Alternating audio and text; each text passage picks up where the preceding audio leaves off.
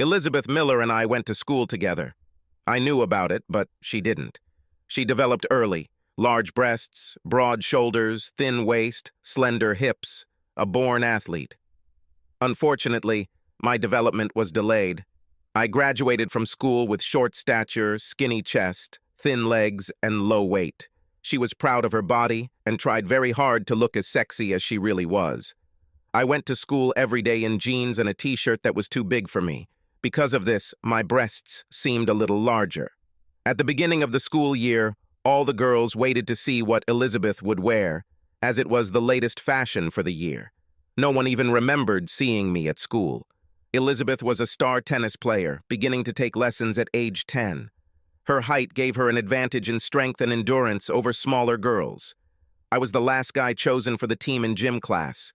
What I lacked in merit, I made up for in perseverance and determination. Distance running was not a team sport. I couldn't be knocked down, pushed, or hit, so it was my sport and I was good at it. Her social calendar was full of dates with tough guys, rich guys, star athletes, and fraternities. My calendar remained quite free all 4 years. I spent my time on electronic gadgets and computers in the garage. Every fall, Elizabeth got a new car in which she drove to school. I rode a bicycle all 4 years. Elizabeth always talked to the boys during lessons. Since my name was Jeff Mullen, we often sat next to each other in class. In 4 years, she spoke to me once. The teacher was handing out tests. Elizabeth turned to me, handed me the test, and said, "Here." Her father owned Miller Manufacturing, a well-established and profitable local company. It was founded by his grandfather, now run by his father, and employs 160 people. One of these people was my father, who worked at a factory as a machinist. This was his only job after returning from the army. Elizabeth sat next to me at graduation. It seemed to me that she had nothing on under her prom dress. It was difficult for me to contain myself.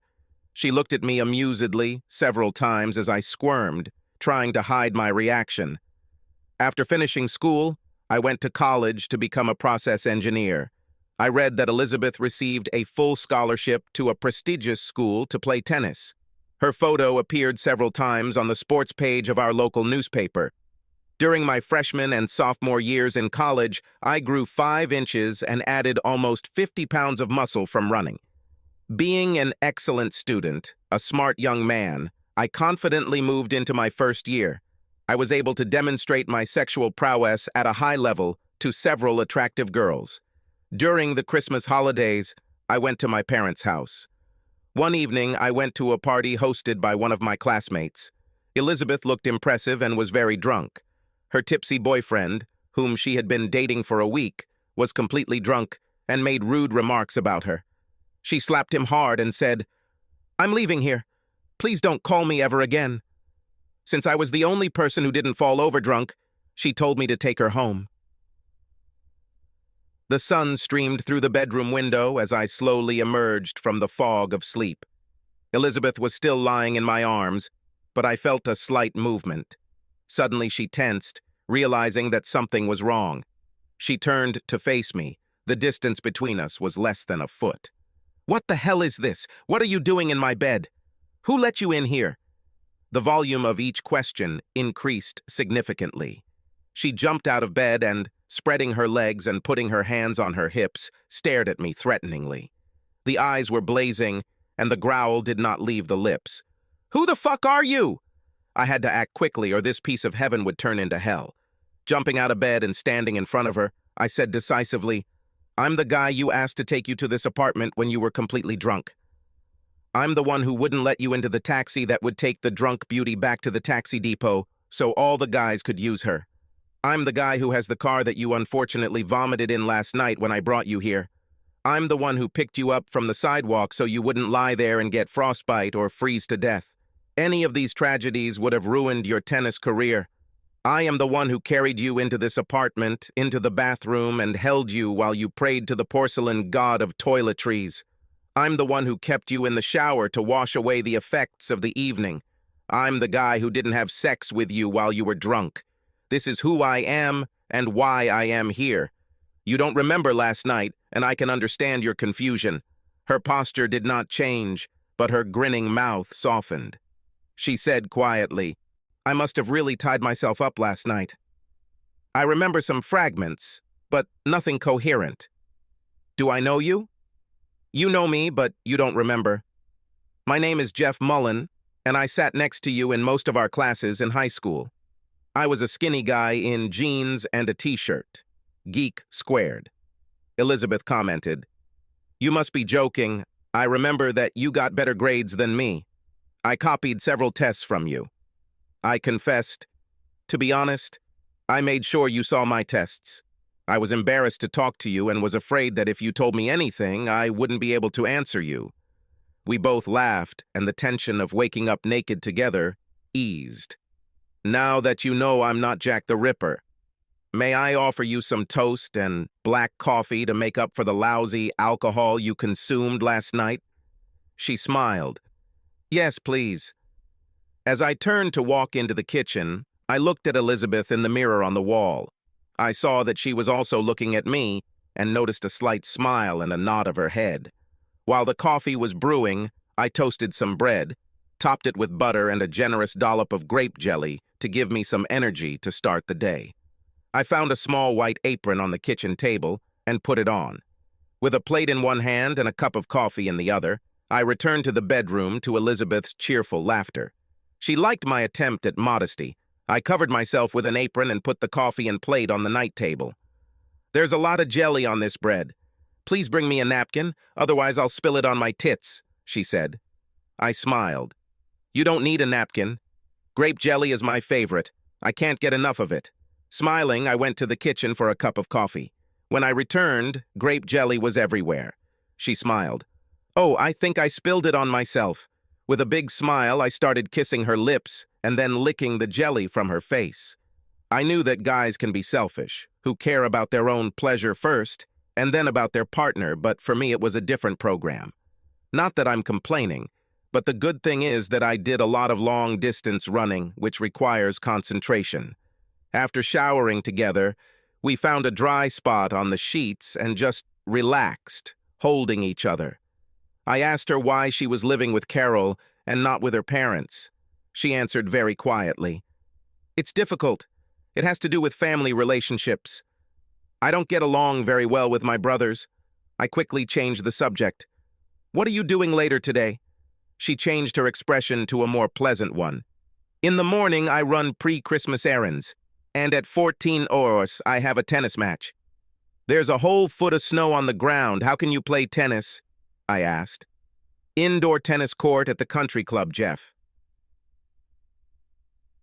Life was going well. Before this, in November, I arranged a job interview at 13 or in the afternoon. Interestingly, as fate would have it, I scheduled an interview with Robert Miller, president and chairman of the board of directors of Miller Manufacturing, Inc. What are the chances of getting an interview with the person whose daughter I spent the morning with? And I'm planning to spend this evening. The last time I wore a suit was to my high school graduation, so last week I bought a new suit for that occasion. I was excited and scared about this meeting, no matter what happened between me and Elizabeth this morning. Taking a deep breath, I pushed open the door to the Miller Manufacturing corporate office and said hi to my cousin Sally. My mother and Sally's mother were sisters, and Sally was born 5 years before me.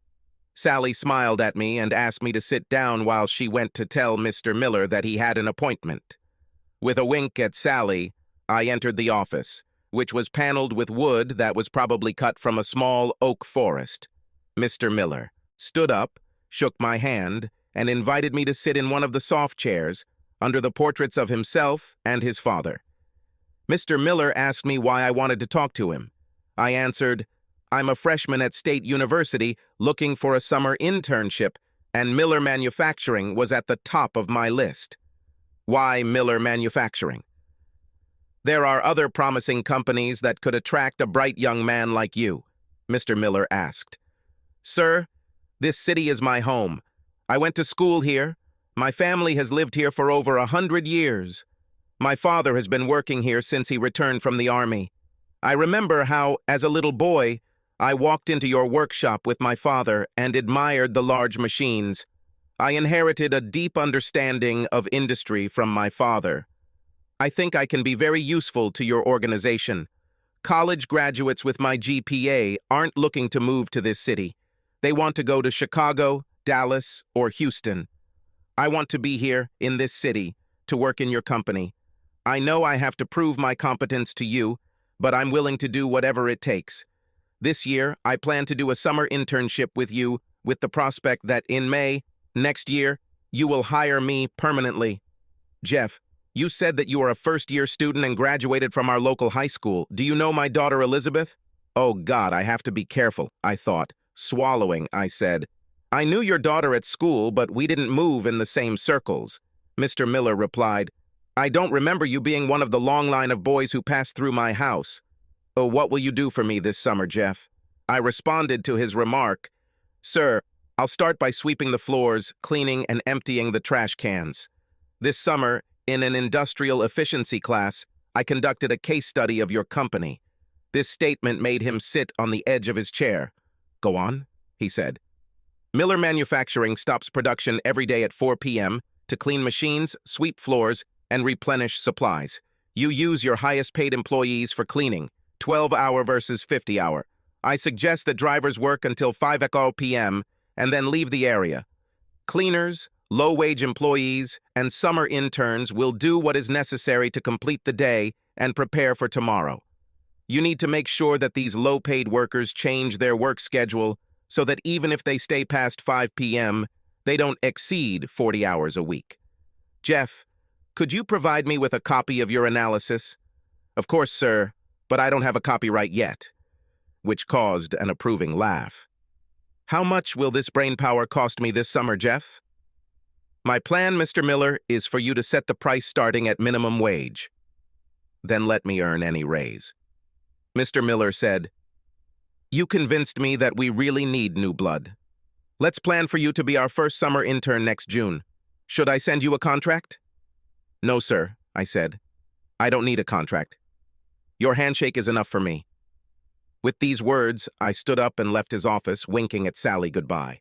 Let's talk about a good mood, so good that I thought I was invincible. With these thoughts in mind, I drove to the country club to watch Elizabeth's tennis lesson.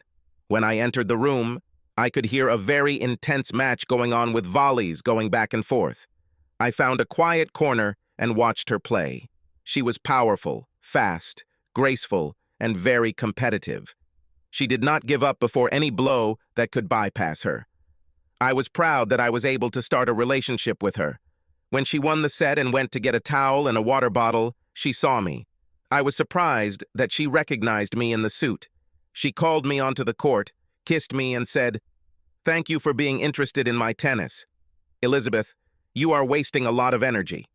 Can I take you out to dinner so you can replenish your carbs? Yes, you can, Jeff. Pick me up at my apartment at 6:30, okay? I will, I grinned. We went to Leone's for pizza and beer and spent time getting to know each other. All you have to do with Elizabeth is ask her a question about yourself, and the evening is a success. She really has a story to tell and is a very interesting person. She loves tennis and wants to make a career in it, play professionally, and then become a coach. She was very impressed that I came to watch her play tennis. Most of her past boyfriends weren't interested in anything other than sex with her. She appreciated my interest in her life outside the bedroom. I asked her about her family, but she didn't want to spend much time on the topic. She had 2 older brothers who worked for Miller Manufacturing, and she apparently didn't like either of them. According to her, one of them was a seedy salesman, and the other was a weak accountant. Her father was a good man, but he spent most of his life at work. The mother was a bitch and made the lives of everyone around her miserable. Thus, her father spent time at the factory. Since we had already been talking about her for more than an hour, she asked me, Why did you come to my tennis match in a suit? Don't you know anything about tennis? Yes, I play a little, but not at your level. Just wanted to see what interests you. The reason I was wearing a suit is because I had an interview this afternoon for a summer intern position that I hope will work there after graduation. I made an appointment last month when I knew I would be home for Christmas. How did your interview go, Jeff? Great. I got a job as a summer intern in June and plan to go full-time after graduation. Then she said the words I was so afraid of. What company? With all caution, I replied, "Today I met with the president of Miller Manufacturing." "What? What are you doing? Have you met my father?" Elizabeth screamed. Before I could say anything, she said, "I thought you were different. Are you using me to get to my father?" Incredible. When she started to get up to leave, I grabbed her hand sharply and hissed, "Sit. I just told you that I made this appointment last month. At the beginning of this week, you didn't even know my name. We slept together after we agreed to meet. I told you that my specialty is industrial engineering. What other company could I work for in this city other than Miller Manufacturing? Please be quiet for a minute and think. I'm not using you to get to your father. Please, Elizabeth, don't let this coincidence ruin our evening." The look in her eyes could cut me in two like one of the plasma cutters in a factory. She sat and breathed deeply, as if she had just lost the first set of a tennis match. Finally, she said, "I understand, but still, how coincidental is it that you showed up out of nowhere the day before you had an appointment with my father, the same day you started dating me? There is very little chance of this happening. Did my name come up in conversation?" "Yes." She rolled her eyes and launched her laser gaze again. "And?" "Your father asked if we were in the same class and if I knew you. I told him that we studied in the same class but went in different circles. This is where my comments end. He said, 'I'm not like one of the parade of young men who come to his house to see you. Elizabeth, I wanted to tell you about this before your father asks you if you know his new summer intern. I didn't want this question to take you by surprise. I'm grateful, Jeff, that you told me about this before father asked about you. You acted so prudently. How will this affect us dating?' Holding her hand, I told her, 'I really enjoy your company. You are the most interesting person I have ever met. I really want our relationship to develop. It's no big deal that I'll be working for your dad this summer. He can fire me on the first day. So let's see where this leads. You do not mind?' She smiled. 'You have a goal, to work in the field of industrial engineering, and I have tennis. We can go in different directions, but for now, let's just enjoy ourselves and each other. By the way, let's go back to the apartment. But all good things come to an end.'" Elizabeth had tears in her eyes when we both had to leave town and go back to school. For several weeks, we called each other daily. Then the calls turned into emails. On Valentine's Day, we exchanged cards with declarations of love. June 1st was my first day working at Miller Manufacturing as a summer intern, the company's first summer intern. The work was interesting. I learned how parts are made and how each product is designed. All the guys at the plant treated me well and appreciated my interest in their work. It also helped that my father was the head of the department. Mr. Miller accepted my suggestion that the shop floor be cleaned up at the end of the day by lower-level workers, not the main ones. One day in mid-June, I was sweeping the floor before closing when I heard a woman's voice, "Cleaner. My boyfriend is a cleaner." My God, how humiliating this is for me. Turning around, I saw the beautiful Elizabeth in a bright, sunny dress, looking spectacular. I moved to hug her, but she pushed me away. I don't hug dirty cleaners. I might hug a young, energetic intern if he was clean and agreed to take me to dinner. I will arrange a meeting with a clean, energetic, young intern at any time and place you designate, I replied. At 6 in the evening, my parents' house. I don't know whether he will be able to find his way to a more decent area of the city or not. In any case, I'll leave at 18:05 if he can't find it. I'll tell him about this. With that, she turned around quickly enough that the hem of her loose sundress flew up, showing off her tanned and muscular legs. The remaining guys in the workshop howled with laughter as they watched this exchange. I wasn't laughing. My car pulled up to the Miller's house at 5:45 p.m. I had no intention of being late for my meeting with Elizabeth. Through the peephole on the front door, Elizabeth saw me arrive but did not open the door. Okay, let's play this game, I thought. At 5:55 p.m., I walked up to the front door and rang the doorbell. Good thing I had a nice pair of khakis and my best shirt for the occasion. An elegantly dressed black woman opened the door. "Can I help you?" "Yes, ma'am, you can. Jeffrey Mullen." Please see Miss Elizabeth Miller." With a slight grin, the black woman replied, "Yes, Mr. Mullen. Miss Elizabeth is expecting you. Please have a seat." At exactly 6 o'clock, Elizabeth came down the stairs and smiled at me. "I thought you wouldn't come. The janitor doesn't usually come to the front door of the board chairman's residence." "You're right, the janitor." "No, but the first summer intern." "Yes." "Can I introduce you to my parents?" asked Elizabeth. "I'd love to meet them," I replied. Elizabeth pulled me with her into the large living room where her father was reading and her mother was watching TV. "Father, Mother, I would like to introduce you to my companion for this evening, Mr. Jeffrey Mullen." I turned to Mr. Miller and nodded. "Good evening, sir." Mr. Miller smiled. "Good to see you, Jeff." Then I turned to her mother. "It's very nice to meet you, Mrs. Miller." At this moment, she growled, "Is this your friend, the janitor?" "Of course, you could find a younger man with higher expectations." She answered her mother, "Oh, Mom, I think Jeffrey has high expectations. So much so that please don't expect me home in the evening. I almost died in the living room. Why is she putting me in this position?" It was unexpected. Elizabeth took my hand and said softly, "Come on, Jeffrey, we haven't seen each other for so long." I turned to the shocked couple and said, "Nice to meet you, Mrs. Miller. Good night, sir." Mrs. Miller just chuckled. Mr. Miller grinned. "Tomorrow at 7:30 a.m., right, Jeff?" "Yes, sir," I replied. Elizabeth was laughing so hard she could barely catch her breath when we got into the car. I was stunned. I didn't know whether to be angry, humiliated, or just laugh at it. "What was it? Why did you do this to me? Why did you do this to them? I just don't understand the purpose for which this was done."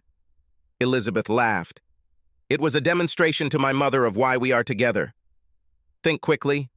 Be able to control yourself in any situation. Like tonight, when you were thrown to the wolves by Mrs. Miller. You were cool, calm, and collected. I couldn't have scripted your behavior better. From Marjorie's appearance at the door to her mother's reaction. You were great." "It makes me happy, Elizabeth. I really enjoy our time together, whether in bed or out of it. However, I am worried about my job tomorrow. How will your father react to your daring antics? This job is as important to me as your tennis is to you. Could you think a little about what I want to do or be in my life? What is important to you is also important to me. Could you give me the same attention? I'm used to getting my way, Jeff, but I'll try to think about your feelings before I make a problem for you." Changing the subject, I asked Elizabeth, "I haven't heard from you for the last couple of weeks. What's happened? Absence makes the heart grow happier. Is this the answer to your question?" "I've certainly missed you these last few months, Elizabeth." "I'm glad you missed me, Jeff. It makes me feel important to you." After we were seated at the best steakhouse in town, I said, "Let me raise a toast to you being in town and making it a great place." After drinking a little red wine, I asked, "How long have you been in the city and why did you stop by now without contacting me?" It was an unplanned trip on my part. My father asked me to come back to sign some corporate papers since I am on the board of directors of Miller Manufacturing. When you try to increase your scores with me tonight, remember that I am also your boss at Miller Manufacturing. I will feel bad about it if I check the box unsatisfactory performance in any of your certificates. I tried to act surprised, but I had studied Miller's corporate structure before starting my job as a summer intern and knew its status. "Oh, really? I didn't know that." To which Elizabeth replied, "Hell no, you didn't know that," and smiled slyly. I raised my glass, touched hers, and smiled back. She knew that I had done research and found that Elizabeth, John, and Sam each had 30% shares, and several older workers had 10%. Mr. Miller retained voting rights to all their shares. Since I had to be at work at 7:30 a.m. and Elizabeth hadn't gotten much sleep the night before, we didn't get to talk or have fun that morning. She took off shortly before noon that day. She spent the summer working at tennis camps in Wisconsin. She taught a little, babysat a little, did a little housekeeping, and played a lot of tennis. We exchanged letters, calls, and emails, but did not communicate until Christmas. She had her own world, and I had mine. I spent the rest of the summer learning about the precision parts business. Miller had been around for a long time and had a large list of clients, especially in the airline business. They did significant business with Boeing, Spirit Aerosystems, and Cessna. The head of marketing for Miller Manufacturing was John Miller, Robert Miller's firstborn son and Elizabeth's older brother. He considered me a complete irritant. When he found out that I was Elizabeth's boyfriend, he became especially disrespectful toward his little sister. He didn't call her Elizabeth, but boss sister, bitch in heels, or simply boss. He was 8 years older than Elizabeth, and she, according to Robert, was especially proud of the fact that she annoyed him at every opportunity. John knew nothing about marketing tight tolerance parts. He used the old sales mantra of the 1960s and 1970s, get them drunk, sleep with them, and then sign with them. Knowledgeable order buyers contacted the shop manager directly to find out the parts quantities and specifications their companies needed. This did not stop John from spending a lot of the company's money on drinking and partying on behalf of the company. Robert put up with this because he was part of the family, and John, his wife and children would starve if John had to work for someone else. With the middle brother Sam, things were sad. Quiet, difficult to communicate with, and completely incompetent in his role as a materials purchasing manager. Often, the entire plant had to be shut down because Sam didn't order the right materials for production. Away from the factory, all he did was drink and fish. He went to work irregularly. Brother John said that boss bullied him and he didn't have the fortitude to stand up to her. He was not married and kept to himself. With my inquisitive mind, I found new methods and products for Miller Manufacturing. While working, I came up with a new way to quickly disconnect farm equipment from tractors. I told my father about my invention and that I was thinking of bringing it to Robert's attention. "Don't waste time," said Dad. "Robert will give it to John, who will laugh at him and throw him away. If Robert asks John about it, John will give it to Sam to calculate the cost of materials, and there it will die a second death." Several workers had ideas that could be sold, but they were all suppressed.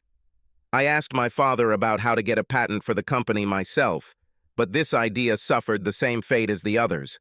Since one of my industrial engineering courses was on patent science, I decided to go it alone. The first thing I had to do was create a limited liability corporation, which I called Mullen Marketing LLC. I used my free time and extracurricular work to create and test a prototype. I needed to find a patent attorney, so I turned to local attorney Craig. I met Craig around town a few times and played golf with him at men's nights. He was a senior when I was a sophomore in high school.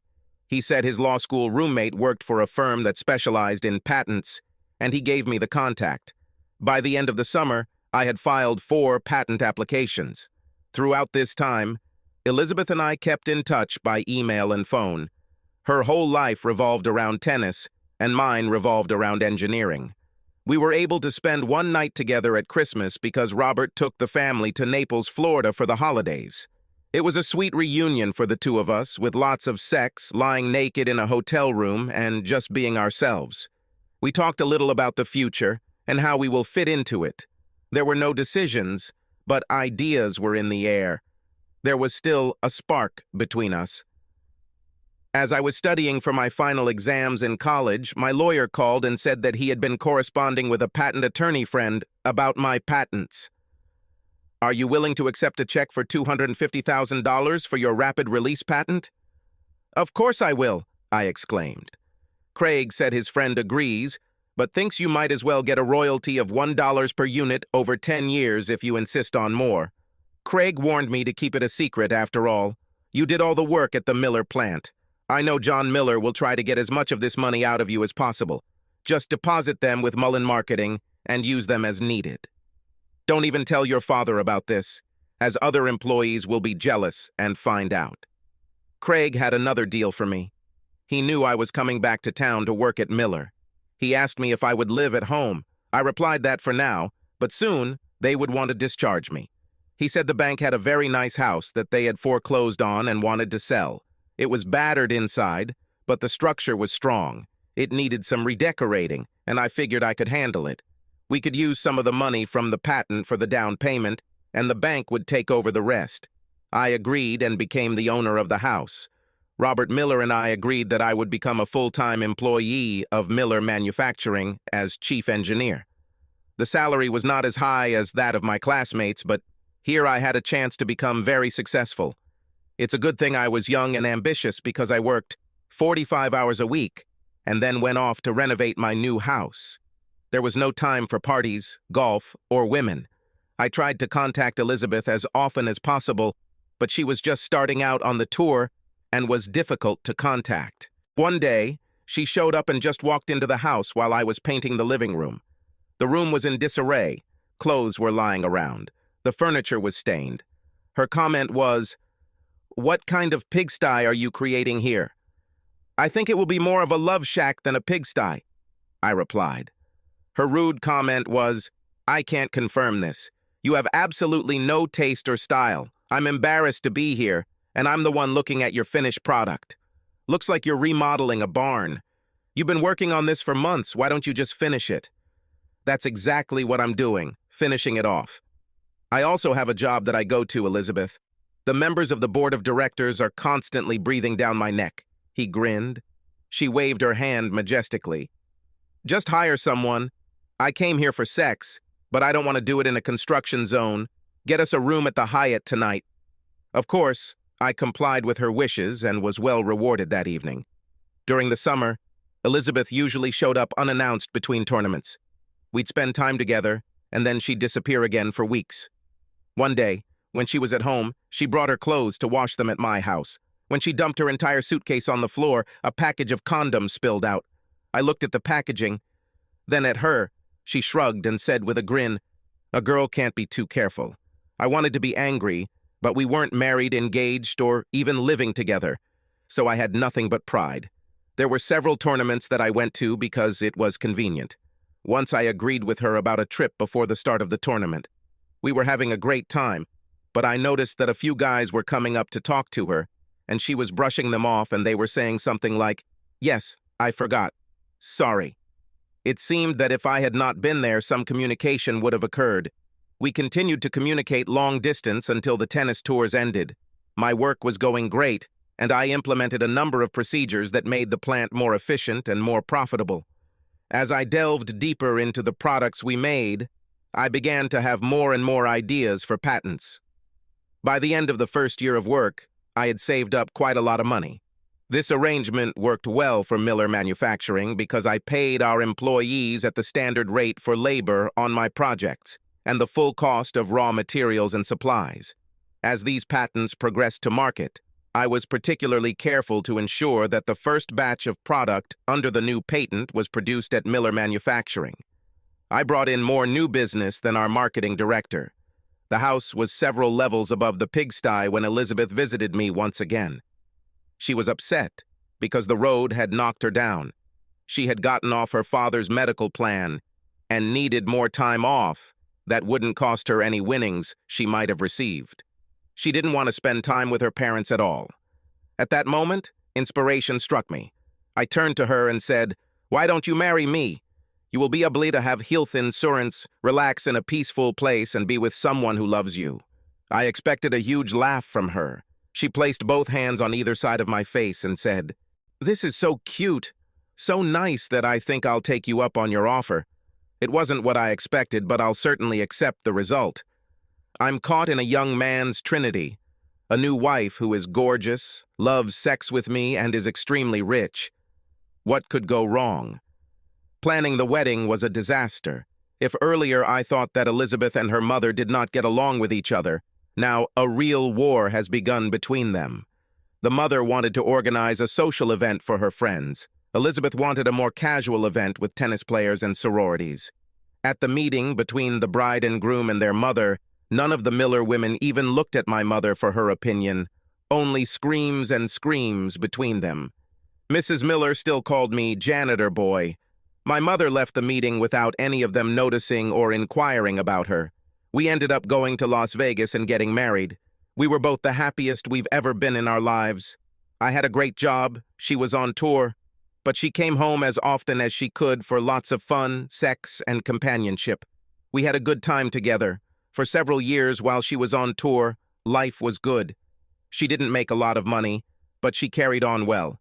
She continued to receive very generous quarterly dividends on her Miller Manufacturing shares. I told her that she could share part of these dividends with me since I am the source of these dividends. She answered, "You're just lucky. I didn't fire you and transfer you back to janitors." A few weeks later, she called me, sobbing and screaming. I couldn't understand what she was saying. "Maybe I should come?" She agreed, and I flew out that evening. Entering the room, I found her with her right leg raised, on which lay an ice pack. Apparently, she either tore or sprained a ligament. We left to receive medical care at home, not on the road. Our doctor suggested that the ligament was stretched and not torn, but an MRI would confirm this.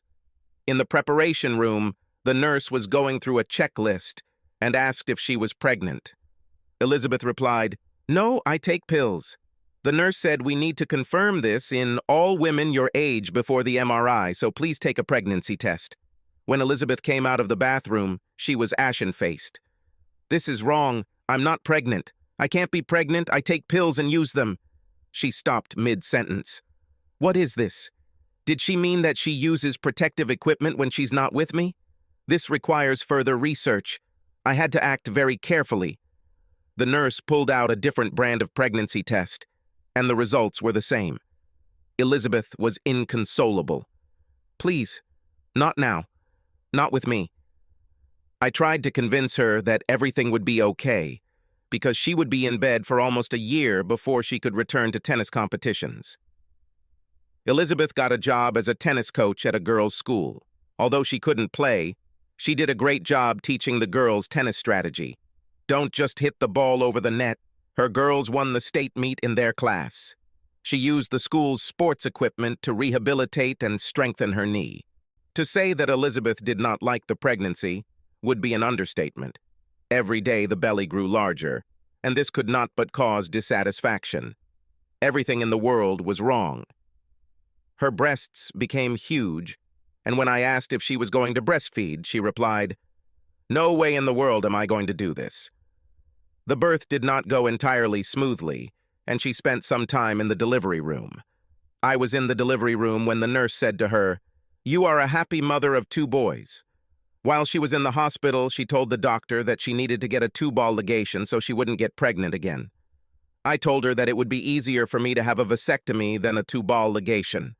She answered, "No, I want my tubes tied." The thought occurred to me that if I did a vasectomy, she could still get pregnant from the guy. This may be the reason for her surgery and not mine. When we arrived home with Cameron and Cody, my mom and grandma were there to help. Elizabeth had virtually no mothering skills, so she was glad to have their help. My grandmother was 70 years old, and she loved children very much. For the first 2 months, she was at our house from 8 a.m. to 5 p.m. Elizabeth was glad that she had a personal nanny. She continued to do physical therapy to rehabilitate her knee and begin playing tennis again. A year later, my mother retired and began working as a full-time nanny for us. Elizabeth was fully mobile and playing tennis again. With her mobility restored, Elizabeth began attending tennis matches, tennis tournaments, tennis clinics, tennis symposiums, and anything related to the word tennis. After all, she was rich, she didn't have a job, and there were other people who had to take care of her family responsibilities. Given that I already had doubts about her fidelity, I asked a private investigator to bug her car for location and sound. They also hacked her cell phone, so I had records of text messages and emails. It was expensive, but so was the divorce. Her mood did not improve because nothing in our house suited her. I repainted the rooms the wrong color. She needed more closet space. My family heirlooms needed to be put into storage. Everything connected with me seemed unworthy of being in her house. I tried to come home early from work to help her around the house, but everything I did just irritated her.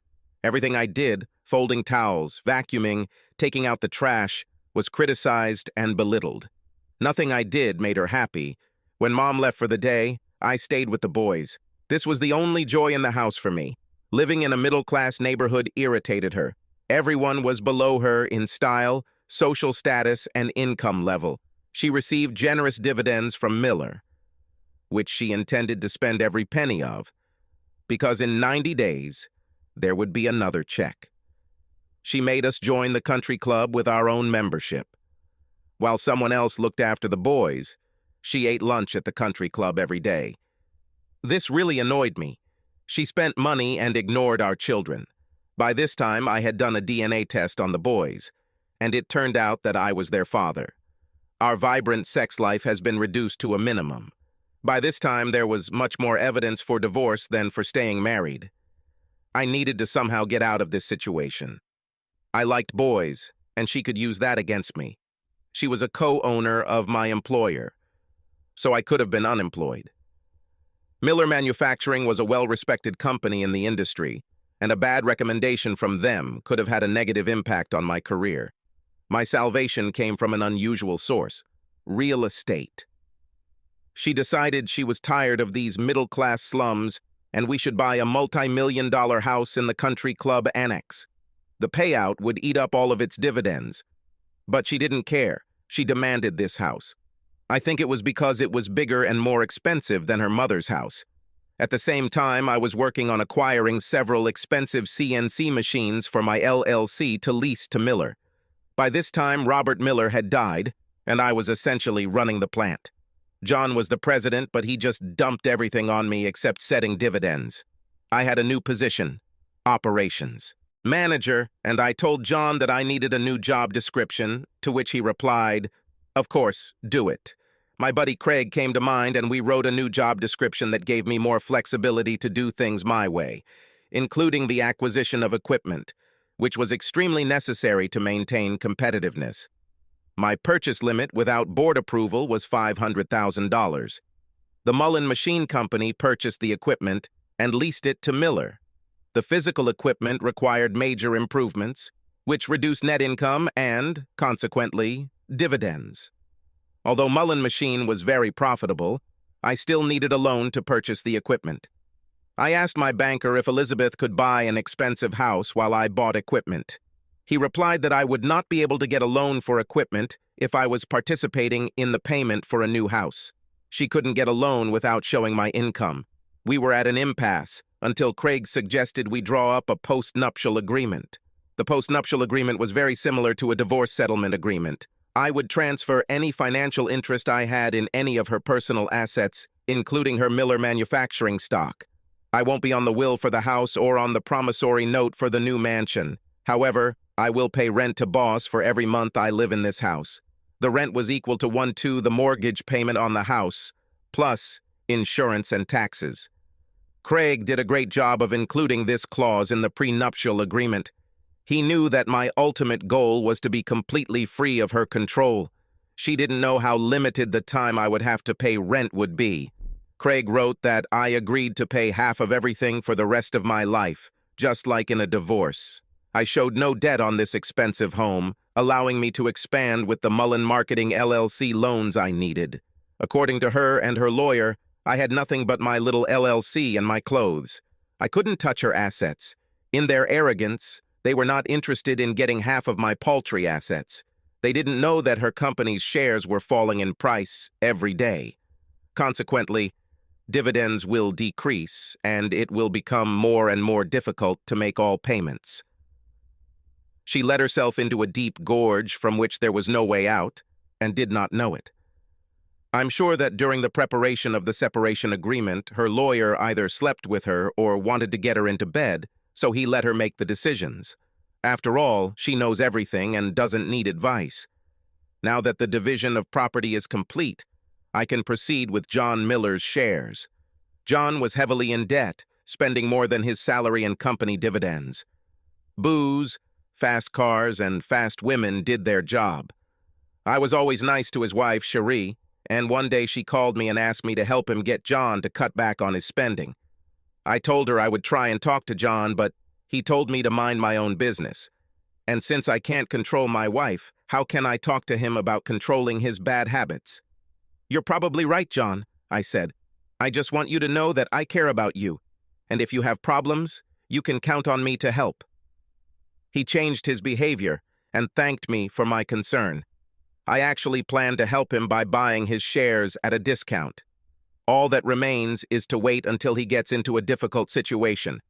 Such a jam came a month later, when he was arrested for driving while intoxicated with illegal substances in his hands. He told me he needed at least $1 million to get out of trouble. Troubles included gambling debts to people who did not believe in recovering the debt through legal action. John knew that if he went to prison without paying these debts, he would not come out alive. I told him I'd lend him $1 million against his $6 million stock. However, at the same time, he will have to transfer all shares and voting rights to me. I told him that he could buy back these shares for $1 million at any time within the next year without interest. This agreement was not assignable. John was very grateful for my help. Between legal fees and gambling debts, John had enough money to move to Las Vegas and become a professional gambler. This was the dream of his whole life. This gave me confidence that he would never be able to buy back his shares on time. As collateral for the loan, the bank took my shares of Miller Manufacturing and shares of my LLC. Craig drew up the agreement and congratulated me on gaining control of John's shares. I now controlled 40% of the outstanding shares, including employee shares. Another 11%, and I would have received a controlling stake. Sam Miller gave me more and more purchasing responsibilities. He was either not in the office, or he was sitting at his desk and looking outside. Since he and I were getting along well, I asked him what was the matter. "I just can't do this anymore," Sam replied. "This is more pressure than I can handle." My doctor prescribed me the maximum dose of antidepressants. "Jeff, I have to leave here or die of a stroke. I know you lent money to my brother when he was in trouble. I thank you for this." I paused, then said, "I will do my best to help you." "The first question is, what do you want to do for the rest of your life?" "There is nothing more tempting to me," said Sam, "than just living in my house in the forest, fishing and hunting every day. No one was around. No pressure. No expectations. No drama. My brain was on alert. You want to sell me your shares of Miller Manufacturing?" "No," Sam said. "I tried, but no one wants to buy a 30% stake in Miller Manufacturing. Not with John and Elizabeth controlling the shares. They know that these two will simply deceive all the minority shareholders just like me. Then I will have to worry about how to invest my money wisely and whether it will be enough for me to live on. How about you just pay me this much every month for the rest of my life and I'll transfer my shares to you?" "I can do this, Sam. How much do you need per month?" "Jeff, I can live comfortably on $10,000 a month." "I can do it, Sam. Let me fill out all the paperwork, and you clean your office and submit your resignation letter." "Thank you, Jeff. You are a great friend who helped me." Craig was thrilled when I told him I needed a lifetime contract to pay Sam $10,000 a month. He almost shouted Sam would have to live almost 50 years to get the full value of these shares. In addition, Sam is a sick man. He will not live even 10 years. "It's true, Craig, but in this situation, he will be happy for 10 years. You, my friend, completely control Miller Manufacturing. Congratulations," Craig exclaimed. "Thank you, Craig. I appreciate your legal expertise in drafting these agreements. Eliza the bitch no longer controls me and the boys. It's time to tighten the screws on her. My first house in the city wasn't good enough for Elizabeth. After spending so much time renovating it, I just didn't want to sell it. I kept it as a rental, but the last tenants moved out 5 months ago, and I still haven't found any new ones. This was good luck for me and the boys. It was the 1st of September, and Elizabeth was in New York for the U.S. Open, watching the game and having fun with someone. I was able to move the few personal items I was allowed to have in the mansion to our old house without any problems. By evening, the boys and I had already settled down. They stopped asking about Mom because she was rarely around, and when she was, she scared them. I tried to reach her several times, and I knew that it would be inconvenient if she was with a new lover. I would either get a voicemail or a very short reply. There was no call back. After all of our personal belongings were removed from the mansion, I left Elizabeth a note that I would not be giving her the September rent check because I had moved out of the house. The next morning at the office, the first thing Sally did was send 14 days' notice to all shareholders for a meeting. Topics of discussion included changes in shareholders, changes in management, and approval of dividends for the third quarter. She asked, "There's a lot going on here that I don't know about. Could you please enlighten me in case someone asks?" "Great news, Sally. I have now purchased all of John and Sam's Miller Manufacturing shares and have 70% of the voting rights. Elizabeth only has 30%, making her unimportant in our lives." Sally was delighted. "I've hated that bitch since I was in school. When Elizabeth returned from New York and saw my note informing me that I was leaving her home, she was furious. She called me and screamed, 'You must pay me this rent because I need it to pay off my payments. If you don't bring me that money, I'll increase my dividends to make up the difference. I will make sure that this difference is reduced in your salary. You are making a big mistake by contacting the owner of the company.' It was obvious that she had not communicated with her brothers regarding their transfer of their shares. I also knew that she had not bothered to read the notice of the shareholders' meeting that was to be held at the end of the week. The only people present at the shareholders' meeting were me with 60% of the shares, my father, who held 10% of the shares by proxy for the employees, Craig, the new corporate lawyer, and cousin Sally, who had been the secretary of the board of directors for many years. Elizabeth, who owns 30% of the shares, was not represented. The first step was to approve the transfer of shares from John and Sam Miller to me. The second is to promote me to president and chairman of the board of directors. The third decision is not to pay dividends to any of the shareholders due to a decrease in profits and an increase in purchases of modern equipment. All proposals were adopted unanimously. The meeting was closed. My father had just left my new office when Elizabeth and her lawyer burst into my office shouting, "Get out of my father's chair, you son of a bitch! You're fired, get out of here." It turned out that her lawyer had heard rumors about a change in ownership of Miller Manufacturing, and he called Elizabeth to confirm it. It was at this time that she opened the notice of the shareholders' meeting and read the agenda. It's a pity that the meeting was already closed. She growled, "Where are my brothers? You don't have power of attorney over them." "I don't need their powers of attorney," I replied. "I bought their shares, and the voting rights passed to me." This confrontation was expected, and I gave her copies of the share transfers, certified by a notary and unanimously approved by the majority of shareholders present at the meeting. Her lawyer grabbed the papers, waved his hand, and snorted, "This mess, I will tear you apart in court." He was posing for his client, and we both knew it. My efficient corporate secretary had already prepared the minutes of the meeting, and it was with great pleasure that I presented them to Elizabeth. I said, "Look where the transfer of shares was approved. I am now the president and chairman of the board of directors. And in general, please look at the wall behind you. There are 3 portraits of the board chairman of Miller Manufacturing, your grandfather, your father, and now me." The full gravity of the situation suddenly hit her.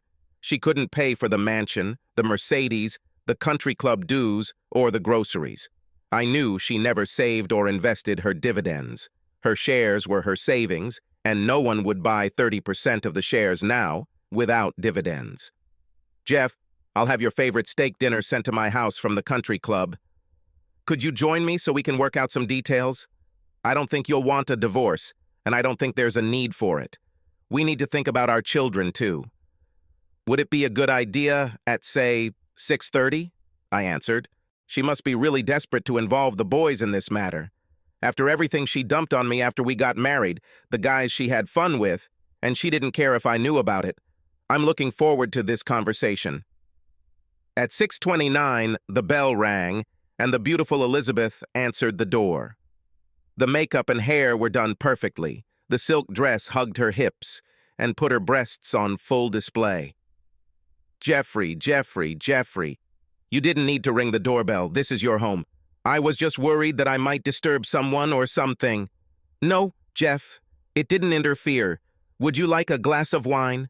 "Yes, please," I said with all politeness. She started talking about business. I must say that you did not exceed my expectations from Miller Manufacturing, but you sped up the process by 20 years. How did you manage to get these two worthless brothers of mine to sell their shares to you? It was a brilliant move. Now we control the entire company, just you and me. I have champagne for a toast after dinner to celebrate this brilliant achievement. Elizabeth, for this to happen, it took me many hours of hard work and being in the right place at the right time. I had a lot of free time to work, since you are often not at home.